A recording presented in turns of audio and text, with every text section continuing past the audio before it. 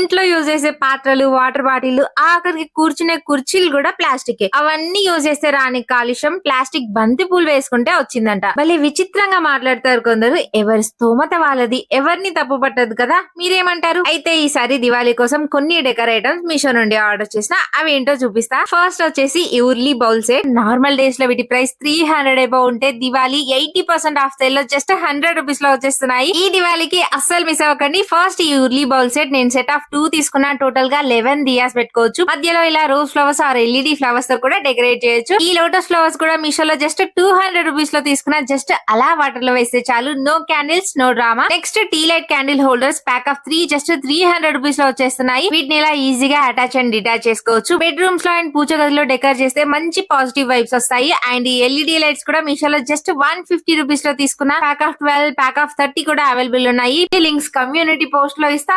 ఈ QR code ని మీషోలో స్కాన్ చేయండి.